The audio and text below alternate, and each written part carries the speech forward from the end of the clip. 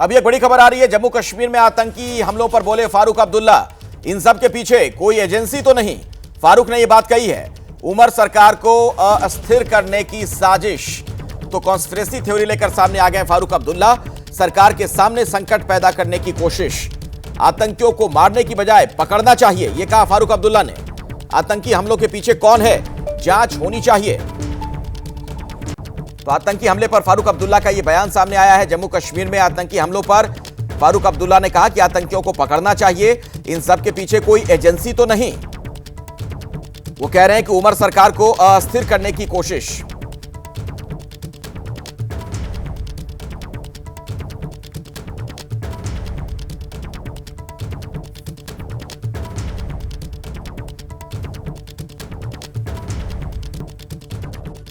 नहीं तो क्यों नहीं पहले हो रहा था, आज क्यों, क्या वजह है?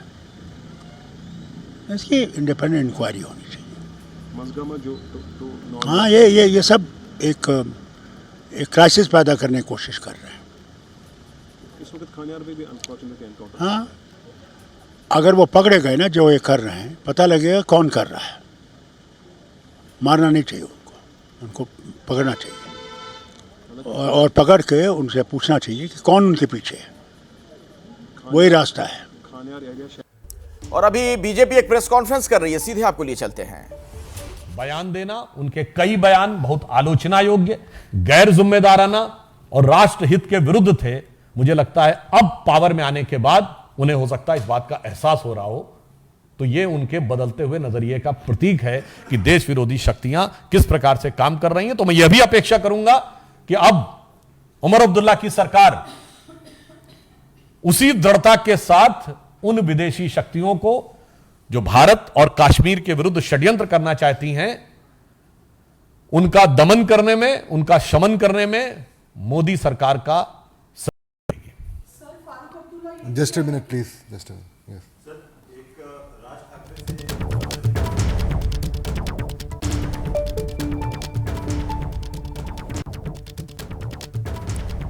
तो फारूक अब्दुल्ला को बीजेपी का जवाब आप सुन रहे थे। फारूक अब्दुल्ला को लेकर जो बातें कही गई, फारूक अब्दुल्ला कॉन्स्पिरेसी थ्योरी लेकर दरअसल सामने आ गए हैं। उनका यह कहना कि इस तरीके से घटनाएं क्यों बढ़ गई, अचानक से इस मामले की जांच हो, आतंकियों की सफाई में केंद्र की मदद करें, यह अपील की गई बीजेपी की तरफ से फारूक अब्दुल्ला से।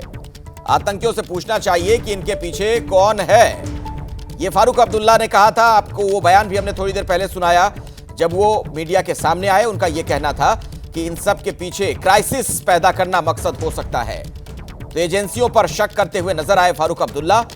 बीजेपी ने प्रेस कॉन्फ्रेंस करके इस पर जवाब दिया है। सुधांशु त्रिवेदी को आपने सुना। आतंकवाद और बातचीत एक साथ नहीं, ये बीजेपी ने एक बार फिर से यह बात साफ कर दी है। पाकिस्तान के संदर्भ में यह बयान दिया गया है और साथ ही अपील की गई उमर अब्दुल्ला से कि आप आतंकियों की सफाई में हमारे साथ आए, मदद करें।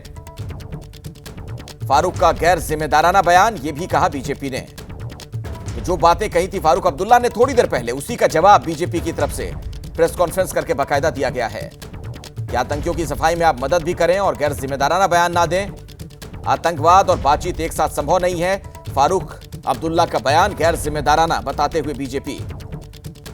फारूक अब्दुल्ला ने दरअसल यह कहा था, वो कॉन्स्पिरेसी थ्योरी लेकर सामने आ रहे थे। उनका यह कहना था कि इस पूरे मामले में पता चलना चाहिए कि कैसे यह सब हुआ। मेरे साथ आसिफ कुरैशी जुड़ गए, हमारे सहयोगी। आसिफ, ये पूरा मामला अब राजनीतिक रंग ले चुका है। जिस तरीके के बयान दे रहे हैं फारूक अब्दुल्ला, उससे तो ये लगता है कि वो कहना चाह रहे हैं कि ये सब कुछ एजेंसियां करवा रही हैं।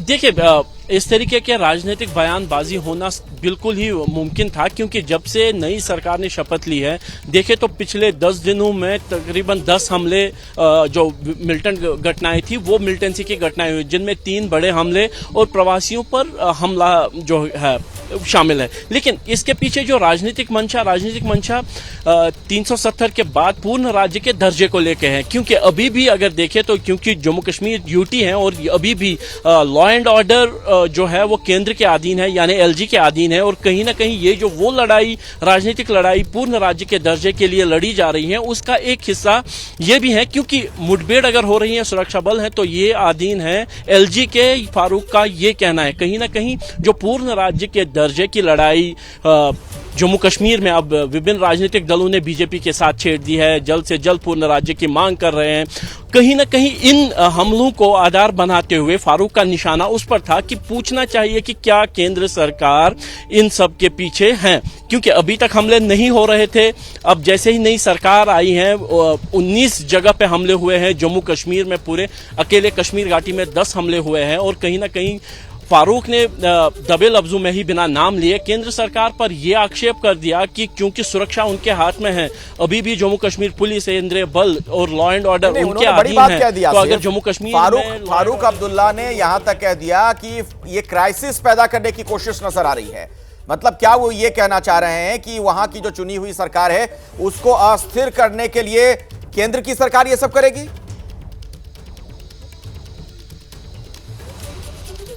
फारूक के बयान का तो यही बिल्कुल मतलब निकाला जाता है। उन्होंने दो टूक लफ्जों में यह कहा कि मिलिटेंट को मारने की जरूरत नहीं है, उनको पकड़ा जाए और उस साजिश को बेनकाब किया जाए और उनसे यह पूछा जाए किसके कहने पर वो ये सब कर रहे हैं। यानी विधानसभा का जो पहला सत्र शुरू होना है 4 नवंबर से, सोमवार से, उससे पहले एक राजनीतिक घमासान जो है जम्मू कश्मीर में खड़ा हो रहा है पूर्ण राज्य के दर्जे को लेकर, और खास तौर पर सुरक्षा के मुद्दे को आधार बनाते हुए। यानी पिछले 10 दिनों में जिस तरीके की घटनाएं हुई हैं उसको आधार बनाते हुए नेशनल कॉन्फ्रेंस अपना जो दावा है पूर्ण राज्य का उसको और मजबूत करना चाहती है कि उनके हाथ में लॉ एंड ऑर्डर नहीं है, उनके हाथ में जो सुरक्षा है वो नहीं है।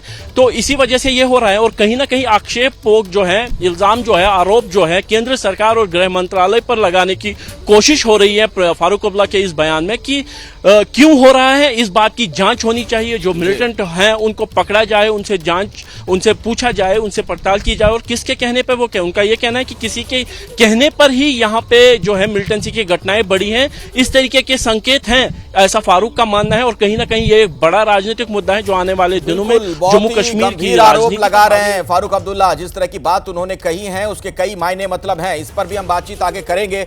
लेकिन आसिफ, जो एनकाउंटर जारी है श्रीनगर में उसको लेकर क्या अपडेट है? जो खबर आ रही थी कि 2 से 3 आतंकवादी अभी भी छिपे हो सकते हैं। अखिलेश देखिए, अभी जो खबर आ रही है कि उसमें यह कहा गया है सुरक्षा बलों की तरफ से कम एक मिलिटेंट को मार गिराया गया है, लेकिन शव अभी बरामद नहीं किया जा सका क्योंकि 2-3 मकानों में यह मुठभेड़ चल रही थी। तलाशी अभियान चलाया जा रहा है, उस शव को रिकवर करने की कोशिश हो रही है। जो इनिशियल इनपुट्स थे सुरक्षा बलों के पास वो 2 से 3 मिलिटेंट्स के इस इलाके में होने की खबर थी, जिसके बाद यहाँ पे कॉर्डन किया गया था देर रात कल, और तकरीबन 2 बजे रात से तकरीबन दर्जन भर मकानों से, आसपास के मकानों से सिविलियंस को निकालकर उन टारगेटेड हाउसेस को निशाना बनाया गया था जिसमें ये मिलिटेंट छुपे हुए थे। आशंका यह है कि जो सबसे पहले फायरिंग हुई थी उस फायरिंग की आड़ में 1 या 2 मिलिटेंट भागने में कामयाब हो गए हो और केवल एक ही मिलिटेंट अंदर फंसा हो, लेकिन स्पष्टता से अभी कुछ बोला नहीं जा रहा है। सुरक्षा बलों की तरफ से वरिष्ठ अधिकारी घटनास्थल पर मौजूद हैं। मुठभेड़ की जगह से रुक रुक के बीच में फायर की आवाज भी आ रही है, कभी धमाकों की आवाज आ रही है, इसीलिए मुठभेड़ को अभी खत्म नहीं कहा जा सकता। ऑपरेशन अभी भी जारी है और जो सूत्रों के हवाले से खबर वो ये है कि एक मिलिटेंट को मार गिराया गया है लेकिन शव अभी बरामद नहीं किया गया है। ठीक है आसिफ, लेकिन ये बात चौंकाती है और आप भी इसका जिक्र थोड़ी देर पहले भी कर रहे थे जब आपसे बातचीत हो रही थी कि लगभग 2.5 सालों के बाद श्रीनगर में इस तरह की घटना सामने आई है। तो क्या इसके पीछे की वजह हो सकती है? आपके सोर्स क्या जानकारी दे रहे हैं? क्या कुछ और पता चल पा रहा है? अखिलेश देखिए, पिछले 6 सालों में जिस तरीके का माहौल जम्मू कश्मीर में रहा है, धारा 370 हटने के बाद केंद्र का एक iron fist policy Jammu Kashmir में रहा है, खासतौर पर उन एरियाज में जहां पे पत्थरबाजी होती थी या एनकाउंटर्स थे या मिलिटेंट्स की प्रेजेंस थी, जिनमें दक्षिण और उत्तरी कश्मीर के इलाके शामिल हैं। उसके बाद जो मिलिटेंट्स की तरफ से जो रणनीति बदली गई, उन्होंने ऐसे इलाकों को अपनी बेस बनाना शुरू कर दिया जो कि काफी ज्यादा सुरक्षित माने जाते थे, जिनमें जम्मू के चिनाब वैली हो या पीर पंजाल का इलाका है या कठुआ रियासी रेंज हो, जहां पे पिछले 1-1.5 साल से काफी ज्यादा मिलिटेंसी की घटनाएं हुई है। और उसके बाद अब ये बदली हुई रणनीति है जो जम्मू कश्मीर के साथ साथ कश्मीर घाटी में भी अपनाई जा रही है, जिनमें ऐसे इलाकों में मिलिटेंट हमले शुरू हो गए हैं जहां पे पिछले 35 सालों में कभी हमले हुए ही नहीं थे, जिनमें सोनमर्ग का गगनगीर का इलाका जिसमें 7 लोग मारे गए एक टनल कंस्ट्रक्शन कंपनी के कैंप साइट पे हमले में, गुलमर्ग के बोटापथरी में जहां पे मिलिटेंसी का नामो निशान नहीं था, वहां पे सेना के वाहन को निशाना बनाया गया जिसमें 2 सेना के जवान 2 सिविलियन पोटे उनकी जान चली गई। और उसके बाद विभिन्न इलाकों में जो प्रवासी मजदूर हैं उनको निशाना बनाकर लगातार हमले हो रहे हैं। वो सूत्रों का यही कहना है कि पिछले 1-1.5 साल में जो बड़ी संख्या में जो मिलिटेंट घुसपैठ करके आए थे वो लो रहे थे, यानी वो कोई कार्रवाई नहीं कर रहे थे, वो अपनी बेसिस जो है विभिन्न जगहों पर बना रहे थे, टेक्नोलॉजी का इस्तेमाल करके लोकल OGW नेटवर्क का भी इस्तेमाल नहीं करते हुए ऐसे इलाकों में उन्होंने अपनी बेसिस बना ली है जहां पे सुरक्षा बलों की प्रेजेंस ना के बराबर है। और अब जैसे ही जो सिविलियन गवर्नमेंट ने यहां पे शपथ ली है वो अपनी कार्रवाई तेज कर रहे हैं। और इंटेलिजेंस एजेंसीज का साफ कहना है कि जो आने वाले दिनों में इस तरीके की घटनाएं बढ़ सकती हैं, खासतौर पर सरहदी इलाकों में जहां पे घुसपैठ की कोशिश होगी। बहुत बड़ी चिंता की बात है, जिस तरीके के हालात बनते हुए आसिफ नजर आ रहे हैं। आप हमारे साथ जुड़े रहिए, मैं दोबारा लौटूंगा आपके पास। एक बार फिर से अपने दर्शकों को बता दें अभी की बड़ी खबर, श्रीनगर में मुठभेड़ जारी है और इन सब के बीच इस पर जो राजनीति हो रही है वो बहुत ही दुर्भाग्यपूर्ण है, क्योंकि फारूक अब्दुल्ला जब थोड़ी देर पहले मीडिया के सामने आए तो कॉन्स्पिरेसी थ्योरी लेकर सामने आ गए। उनका यह कहना था कि यह सब कुछ साजिशन किया गया होगा। उन्होंने यह भी कहा कि इस पूरे मामले में पता चलना चाहिए कि इसके पीछे कौन है, एजेंसी का हाथ तो नहीं। उन्होंने यहां तक क्या कहा कि इन्हें आतंकवादियों को पकड़ना चाहिए मारने की बजाय, ताकि पता चल सके। सरकार को अस्थिर करने की यह कोशिश हो सकती है, क्राइसिस क्रिएट करने का यह प्रयास हो सकता है। इस तरीके की बातें फारूक अब्दुल्ला की तरफ से कही गई हैं। और ये थोड़ी देर पहले का वीडियो हम आपको दिखा रहे हैं जब गोलीबारी वहां पर हो रही थी। आप साफ तौर पर सुन रहे हैं वहां पर जब गोलियां चल रही थी, दनादन फायरिंग की घटना सामने आई है। और अभी भी वहां पर दहशतगर्द हो सकते हैं, सघन जांच पड़ताल जारी है। हमारे सहयोगी आसिफ कुरैशी वहां से पल पल का हाल आप तक लगातार पहुंचा रहे हैं।